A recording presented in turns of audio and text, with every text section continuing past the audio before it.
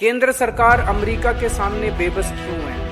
Trump ने भारत पे 50% tariff लगाया, मोदी जी ने पलट के उनका बढ़ाया नहीं, उल्टे 11% टैरिफ जो लगता था वो भी खत्म कर दिया। ગુજરાતના ખેડૂતોની શાંતિ, ગુજરાતના ખેડૂતોની સલામતી, ગુજરાતના ખેડૂતો વચ્ચેનો ભાઈચારો એને ક્યાંક ને ક્યાંક શાંત પાણીમાં પથરા નાખવા માટે, વૈમનસ્ય પેદા કરવા માટે આ પ્રકારના સરકટો કરે છે। हमारे देश का किसान कर्जा लेके बीज खरीद तो चुका है, खाद खरीद चुका है, मजदूरी पे पैसा दे चुका है, सब कुछ कर चुका है। अब वो कहाँ जाएगा? कर्जा कैसे चुकाएगा? उसके पास भगवान ना करे उसके पास आत्महत्या करने के सिवा कोई चारा नहीं बचेगा। केंद्રની ભારતીય જનતા પાર્ટીની સરકારે ખેડૂતોને આ વખતે કપાસના ટેકાનો ભાવ આ 8110 રૂપિયા ક્વિન્ટલ એટલે કે એક મણના 1622 રૂપિયા નક્કી કર્યા। ખેડૂતો જાણે છે કે કેજરીવાલજીએ ખેડૂતો માટે શું કર્યું, દિલ્હીની અંદર 10 વર્ષમાં શું કર્યું, પંજાબમાં શું કર્યું, એમનો એને જવાબ આપવો જોઈએ। એમને ખેડૂતો માટે सारा देश मोदी जी के पीछे खड़ा है। उन्होंने हमारे ऊपर 50% टैरिफ लगाया, मोदी जी कपास के ऊपर 100% टैरिफ लगा देते। देखो ट्रंप को झुकना पड़ता। कायर है ट्रंप, बुज़दिल है ट्रंप। તમે તમારા 10 વર્ષના દિલ્હીના હિસાબો અને દિલ્હીના અને પંજાબના ખેડૂતો માટે કરેલા કામની ચર્ચા જાહેર મંચ પર કરી હોય ત્યારે ભરત બોગરાની ભારતીય जनता પાર્ટીના કાર્યકર્તા તરીકે તૈયારી છે। लेकिन जो मुद्दा हम उठाने जा रहे थे वो मुद्दा अभी आप सब पत्रकार साथियों के माध्यम से मैं गुजरात के और देश भर के किसानों को बताना चाहता हूँ। हमारे कपास उगाने वाले किसानों ने जून जुलाई के महीने में अपनी कपास बीज दी। कपास लगाने के लिए उन्होंने बीज, खाद, मजदूरी, ये सब चीज़ें लेने के लिए कर्ज लिया, कर्ज लेके ये सब लगा दी और अब उनकी फसल अक्टूबर नवंबर के महीने में तैयार हो जाएगी। वो किसान सोच रहा है कि अक्टूबर के महीने में जब उसकी फसल होगी और वो मंडी में लेके जाएगा तो उसकी फसल का उसको दाम मिलेगा, लेकिन उसे पता नहीं कि केंद्र में बैठी हुई हमारी मोदी सरकार ने किस तरह से किसानों के साथ धोखा किया है। हमारे अमेरिका से जो कपास, अमेरिका के किसान, अमेरिका के कपास उगाने वाले किसान जो कपास उगाते हैं, वो कपास जब हमारे देश में आती है तो अभी तक उस पे 11% ड्यूटी लगती थी। इस वजह से अमेरिका की कपास हमारे देश में जब लैंड करती थी तो वो हमारे देश के किसानों से ज़्यादा महंगी होती थी और हमारे देश के किसानों की कपास मंडी में बिक जाती थी। अमेरिका की कपास किसानों की कपास नहीं बिकती थी। लेकिन 19 अगस्त से केंद्र की मोदी सरकार ने 11% ड्यूटी हटा दी है।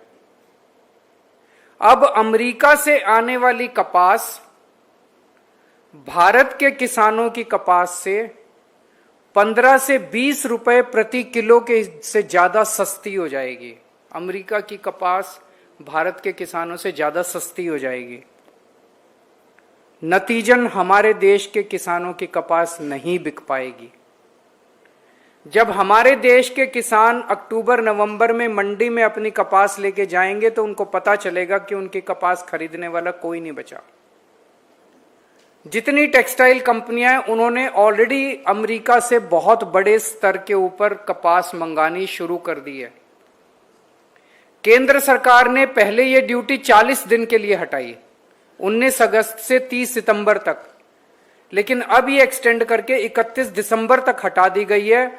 अब हमारे देश के किसानों की कपास बिकने का कोई चारा नहीं बचा। हमारे देश के किसानों की कपास नहीं बिकेगी क्योंकि अमेरिका की किसानों की कपास ज्यादा सस्ती पड़ेगी। यहां पे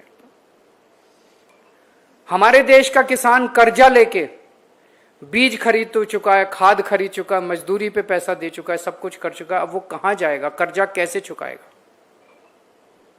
उसके पास भगवान ना करे उसके पास आत्महत्या करने के सिवा कोई चारा नहीं बचेगा। 2013 में गुजरात में लगभग 1500 से 1700 रुपए प्रति मन, 20 किलो प्रति मन के हिसाब से लोगों को, कपास के किसानों को अपनी कपास के दाम मिला करते थे।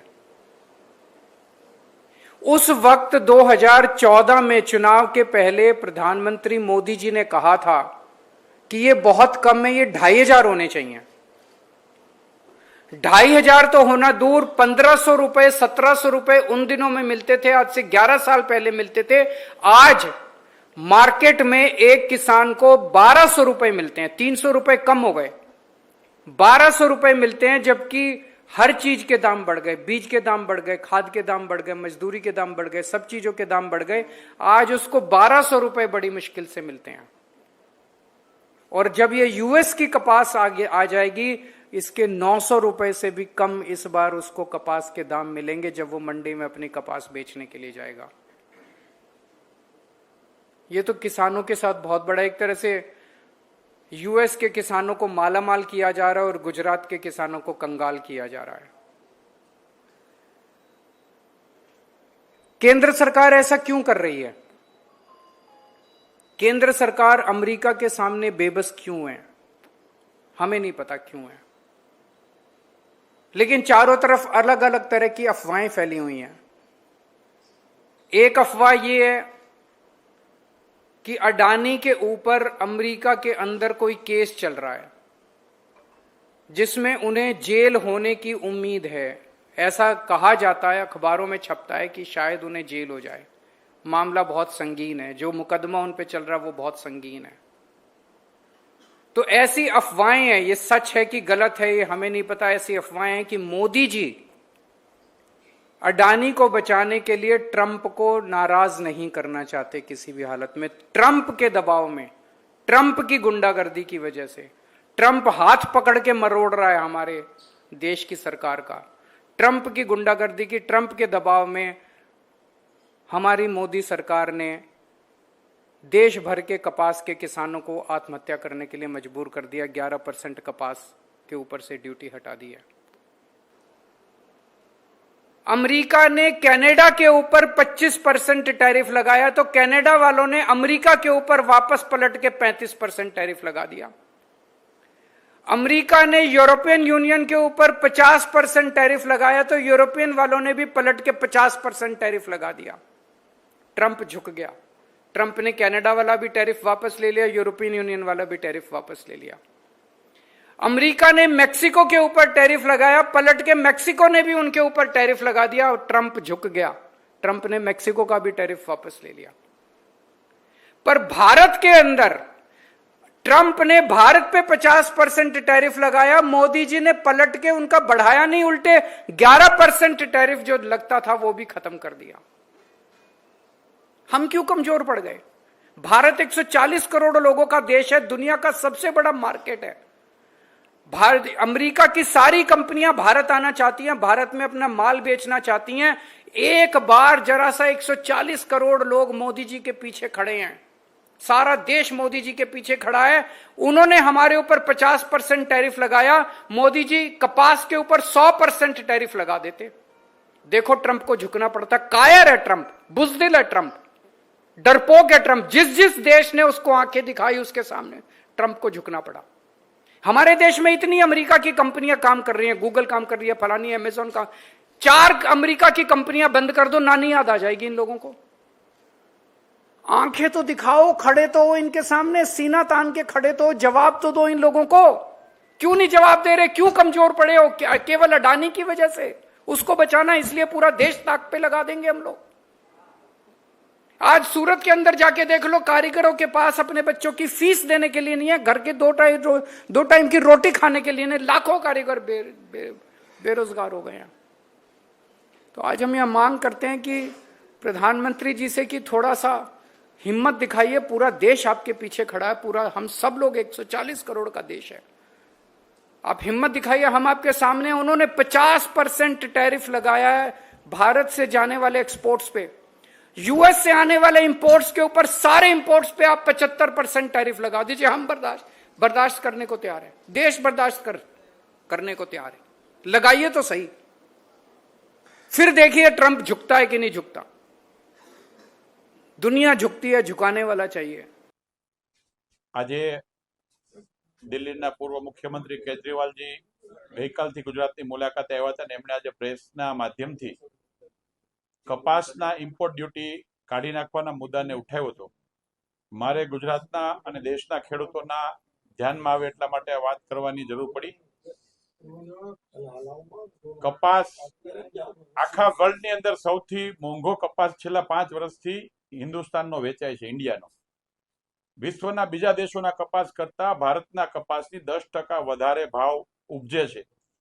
અને આજે પણ હિન્દુસ્તાનમાં 3 કરોડ ને 15 લાખ ગાંસડીના કપાસનું ઉત્પાદન થાય છે ખેડૂતોને ત્યાં, અને એમાં ગુજરાતમાં લગભગ 90 લાખથી 1 કરોડ ગાંસડીનું ઉત્પાદન થાય છે.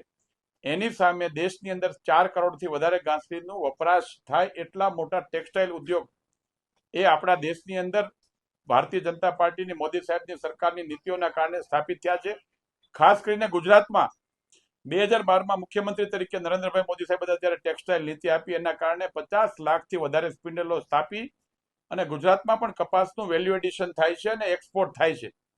એના કારણે ગુજરાતના ખેડૂતોને બીજા રાજ્ય કરતાં પણ વધારે સારો ભાવ મળે છે.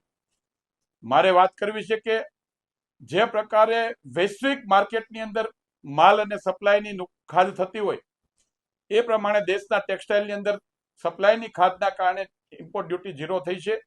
એના કારણે ખેડૂતોને કોઈ અસર આવવાની નથી. એટલા માટે કે કેન્દ્રની ભારતીય જનતા પાર્ટીની સરકારે ખેડૂતોને આ વખતે કપાસના ટેકાનો ભાવ આ 8110 રૂપિયા ક્વિન્ટલે, એટલે કે એક મણના 1622 રૂપિયા નક્કી કર્યા છે.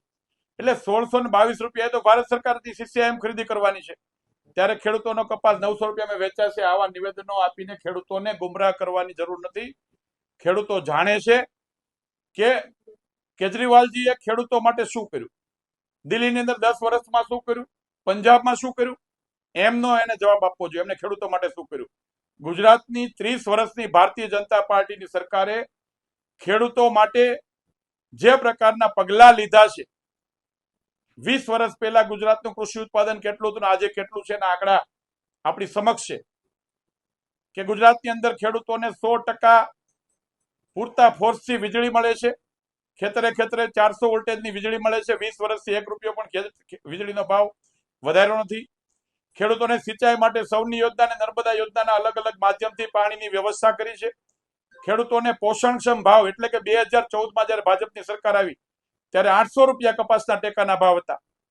આજે 2025-26માં હું દાવા સાથે કહું છું કે 1622 રૂપિયા ઐતિહાસિક વર્લ્ડની કોઈ કન્ટ્રીમાં ન હોય એટલી એમએસપી એ મોદી સાહેબે ગુજરાતના અને દેશના ખેડૂતોને કપાસનો પૂરતો ભાવ મળે એના માટે આપી છે. એક બાજુ દિલ્હીનું 10 વર્ષનું મોડેલ છે કેજરીવાલનું, એમણે આવીને વાત કરવી જોઈએ, એમના વાત કામની. અને બીજી બાજુ ગુજરાતનું મોડેલ એ સમગ્ર દેશના લોકોએ સ્વીકાર્યું છે. ત્યારે કેજરીવાલ ગુજરાતના ખેડૂતોની શાંતિ, ગુજરાતના ખેડૂતોની સલામતી, ગુજરાતના ખેડૂતો વચ્ચેનો ભાઈચારો એને ક્યાંક ને ક્યાંક શાંત પાણીમાં પથરા નાખવા માટે, વૈમનસ્ય પેદા કરવા માટે આ પ્રકારના તરકટો કરે છે. એમને ખબર નથી કે આ ગુજરાતના ખેડૂતો છે એ મહેનતુ છે. ગુજરાતના ખેડૂતો કપાસ પકાવવા માટે, મગફળી માટે, આપ જાણો છો કે મગફળીમાં પણ 1542 રૂપિયા ટેકાના ભાવે જાહેર કર્યો છે. ગુજરાતમાં ગયા વખતે 45 થી 50 લાખ મેટ્રિક ટન ઐતિહાસિક મગફળી થઈ હતી. આ વખતે પણ 55 થી 60 લાખ મેટ્રિક ટન મગફળીનું ઉત્પાદન થવાનું છે. એ ગુજરાતના ખેડૂતોની મહેનતના કારણે થાય છે. સરકાર ખેડૂતોની નાનામાં નાની બાબતોની ચિંતા કરે છે અને એમનો ભાવ ક્યારે નીચો ન થાય એના માટે એમએસપી ના માધ્યમથી ખરીદી પણ એટલા મોટા પ્રમાણમાં છેલ્લા 5 વર્ષમાં, દેશના આઝાદીના ઇતિહાસમાં આટલા વર્ષમાં ન થયું એવડી મોટી ખરીદી એ મગ હોય, અડદ હોય, મગફળી હોય કે કપાસની ભારતીય જનતા પાર્ટીની સરકાર નરેન્દ્રભાઈ મોદી સાહેબના વડપણ નીચે કરે છે. ત્યારે ખેડૂતોને ભાવની કોઈ ચિંતા કરવાની જરૂર નથી. આ પ્રકારે ખેડૂતોની વચ્ચે રાજકારણ કરવાના બદલે જે વિસ્તારમાં પૂર પ્રભાવિત વિસ્તાર છે, જ્યાં ખેડૂતોને મદદ કરવાની હોય, એવા સમયે ગુજરાતમાં રાજકારણ કરવાના નામે અરવિંદ કેજરીવાલ આવ્યા હતા.